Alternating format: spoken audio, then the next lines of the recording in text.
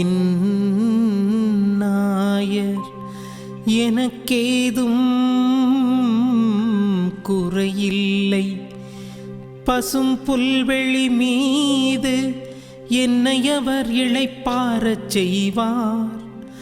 அமைதியான நீர்நிலைகளுக்கு என்னை அழைத்துச் செல்வார். அவர் எனக்கு புத்துயிர் அளிப்பார். தம் பெயருக்கேற்ப என்னை நீதி வழி நடத்திடுவார்.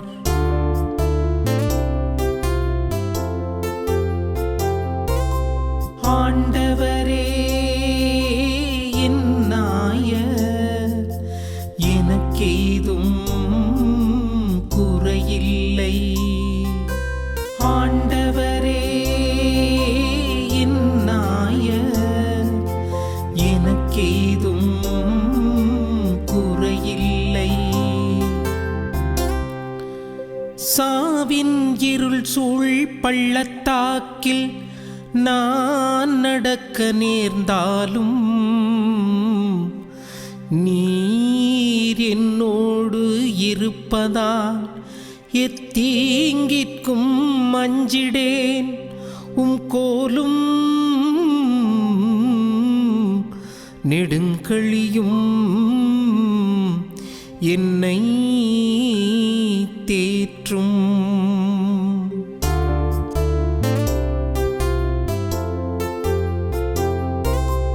ஆண்டவரே என் நாயர் எனக்கேதும் குறையில்லை.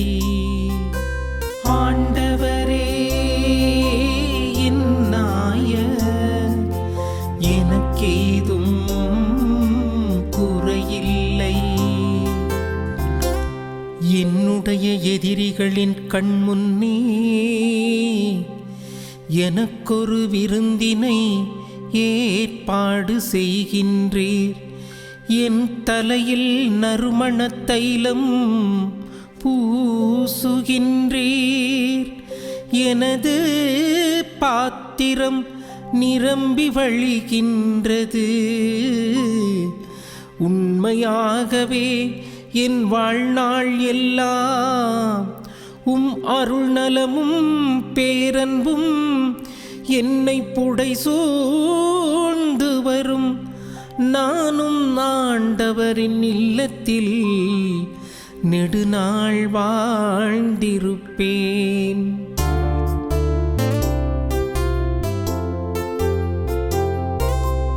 ஆண்டவரே என் நாயர் எனக்கேதும் குறையில்லை.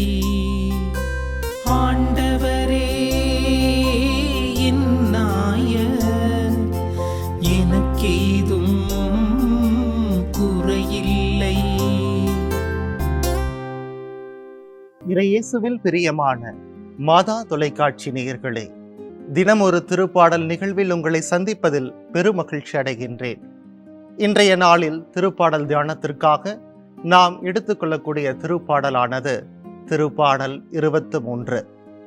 இந்த திருப்பாடலானது ஆண்டவரே நம் ஆயன் என்பதை மையப்படுத்துகிறது. ஆண்டவரே என் ஆயர் எனக்கேதும் குறையில்லை என்று இன்றைய திருப்பாடலின் பல்லவியில் நாம் பாடினோமே. அப்படி என்றால் ஆண்டவர் நமக்கு ஆயனாக இருக்கின்றார். அவருடைய வழிகாட்டுதலின் பெயரில் நாம் வாழ அழைக்கப்படுகின்றோம்.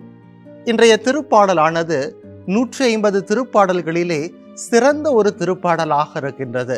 இந்த திருப்பாடலை திருப்பாடல்களின் முத்து எனவும் கிறிஸ்துவர்களின் சொத்து எனவும் அழைப்பார்கள்.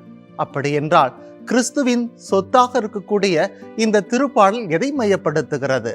ஆண்டவரே ஒரு நல்ல ஆயனாக இருக்கின்றார். அந்த ஆயனுக்கேற்ற ஆடுகளாக நாம் இருக்க வேண்டும் என்பதை மையப்படுத்துகிறது. இந்த திருப்பாடலானது 6 இறைவாக்கியங்களை கொண்டதாக இருக்கிறது. எவ்வாறு என்றால், நம்பிக்கையின் அடிப்படையில் இறைவனுக்கேற்ற வாழ்வை வாழ வேண்டும் என்பதை மையப்படுத்துகிறது. ஒரு ஆடானது அதனுடைய ஆயனின் வழியில் நடப்பதாக, அதற்கு கீழ்ப்படிந்து நடக்கின்ற பொழுது ஒரு நல்ல சூழ்நிலையில் இருக்கும் என்பதைத்தான் இந்த திருப்பாடல் நமக்கு சொல்லித் தருகிறது. 3 கோணங்களில் நம்பிக்கை வெளிப்படுத்துகிறது. ஆண்டவர் ஆயராக இருக்கின்றார். 2வது, வழிகாட்டியாக இருக்கின்றார், விருந்தளிப்பவராக இருக்கின்றார் என்பதை நமக்கு சொல்லித் தருகிறது. 1வது, ஆண்டவர் ஆயராக இருக்கின்றார். இன்றைய திருப்பாடலின் முதல் வசனம் இவ்வாறு சொல்கின்றது: ஆண்டவரே என் ஆயர், எனக்கேதும் குறையில்லை. ஆயன் இருக்கின்ற பொழுது ஆடுகளுக்கு என்ன குறை என்பதைத்தான் இந்த திருப்பாடல் மையப்படுத்துகிறது. அப்படி என்றால் ஆண்டவரின் ஆடுகளாக நாம் இருக்கின்ற பொழுது, அந்த ஆயனின் வழிகாட்டுதல் பேரில் நாம் நடக்கின்ற பொழுது ஒரு குறையும் இல்லாமல் இருக்கிறது. ஏனென்றால் நம்பிக்கையின் வெளிப்பாடாக ஆண்டவர் ஆயராக இருந்து நம்மை வழிநடத்துகிறார். 2வதாக நாம் பார்த்தோம் என்றால் ஆண்டவர் வழிகாட்டியாக இருக்கின்றார். எவ்வாறு ஒரு ஆயர் ஆடுகளை வழிகாட்டி நல்ல ஒரு செழுமையான பகுதியில் அழைத்து செல்வது போல இறைவன் நம்மை வழிகாட்டுபவராக இருக்கின்றார். அந்த வழிகாட்டுதல் பேரில் நாம் நடக்க வேண்டும். ஆனால் பல நேரங்களில் அந்த வழிகாட்டுதல் பேரில் நாம் நடந்து கொண்டிருக்கிறோமா? இன்றைய திருப்பாடலில் 4வது இறைவாக்கியம் இவ்வாறு சொல்கின்றது: சாவின் இருசூழ் பள்ளத்தாக்கில் நான் நடக்க நேர்ந்தாலும் நீர் என்னோடு இருப்பதால் எத்தீங்கிற்கும் அஞ்சிடேன். உம் கோலும் நெடுங்கழியும் என்னை தேற்றும். நான் சாவின் இருள்சூழ் பள்ளத்தாக்கில் செல்கின்ற பொழுதெல்லாம் இறைவன் என்னை பாதுகாப்பான வழியில் என்னை நடத்தி செல்கிறார் என்றால் அந்த ஆயனுக்கேற்ற ஆடுகளாக நாம் இருக்க வேண்டும். அவருடைய வழிகாட்டிகளுக்கேற்ப வாழ நாம் அழைக்கப்பட்டவர்களாக இருக்கின்றோம். 3வதாக, அவர் ஒரு சிறந்த ஒரு விருந்தை தருபவராக இருக்கிறார். யார் முன்னிலையில்? நம்முடைய எதிரிகளின் முன்னிலையில் ஒரு சிறந்த விருந்தை படைப்பவராக இருக்கின்றார் என்பதைத்தான் இன்றைய திருப்பாடலின் 5வது இறைவாக்கியம் இவ்வாறு சொல்கின்றது: என்னுடைய எதிரிகளின் கண்முன்னே எனக்கு ஒரு விருந்தினை ஏற்பாடு செய்கின்றேன் என்று கூறப்படுகிறது. பிரியமானவர்களே, ஏனென்றால் அவர் நமக்கு விருந்தளிப்பவராகவும் இருக்கின்றார். நம்முடைய எதிரிகளின் முன்பாக நம்மை மேல் நோக்கி செல்லக்கூடிய ஆற்றலையும் மன பக்குவத்தையும் தருபவராக இருக்கின்றார் என்பதை நாம் உணர்ந்து கொள்ள வேண்டும். பிரியமானவர்களே, இதைத்தான் எசேக்கியேல் 34 இறைவாக்கியம் 11 இவ்வாறு சொல்கின்றது: நானே என் மந்தையை தேடி சென்று காப்பேன் என்று கூறப்படுகிறது. இறைவன் நம்மை தேடி சென்று காப்பவராக இருக்கின்றார். அந்த இறைவனின் மகத்துவத்தை உணர்ந்தவர்களாக நாம் வாழ அழைக்கப்படுகின்றோம். இதற்கெல்லாம் அடிப்படையாக இருப்பது இறைவன் மீது நாம் கொண்டிருக்கக்கூடிய நம்பிக்கை. அதனால்தான் எபிரேயர் 11:6 நாம் வாசிக்கின்றோமே: நம்பிக்கையினால் அன்றி நாம் கடவுளுக்கு உகந்தவர்களாக இருக்க முடியாது என்று கூறப்படுகிறது. அப்படி என்றால் ஆயன் மீது நாம் நம்பிக்கை கொண்டவர்களாக, எவ்வாறு ஆடுகள் ஆயனின் குரலுக்கு செவி சாய்க்கின்றதோ அதே போல நாமும் இறைவனின் குரலுக்கு செவி சாய்ப்பவர்களாக இருக்கின்ற பொழுது, நம்பிக்கையில் திளைத்தவர்களாக இருக்கின்ற பொழுது, 2 கொரிந்தியர் 5:7 சொல்லப்படுவது போல நாம் காண்பவற்றின் அடிப்படையில் அல்ல, நம்பிக்கையின் அடிப்படையில் நாம் வாழ்ந்து கொண்டிருக்கிறோம். இறைவன் மீது கொண்ட நம்பிக்கையில் திளைத்திருக்கின்ற பொழுது இறைவன் நம்மை சிறந்த ஆயராக இருந்து வழிகாட்டுகின்றார். அதே போல நமக்கு ஒரு சிறந்த விருந்தையும் தந்து நம்முடைய எதிரிகளின் முன்பாக நாம் சிறந்தோங்க செய்பவராக இருக்கின்றார். ஆனால் இந்த ஆயனின் மகத்துவத்தை நம்முடைய வாழ்வில் நாம் உணர்ந்திருக்கிறோமா? அந்த ஆயனின் வழிகாட்டுதல் பேரில் நாம் வாழ்ந்து கொண்டிருக்கின்றோமா? இந்த உலக போக்கிலெல்லாம் நாம் சென்று கொண்டிருக்கிறோம். ஆனால் இறைவனுடைய மகத்துவத்தை பல நேரங்களில் நாம் மறந்தவர்களாக வாழ்ந்து கொண்டிருக்கிறோம்.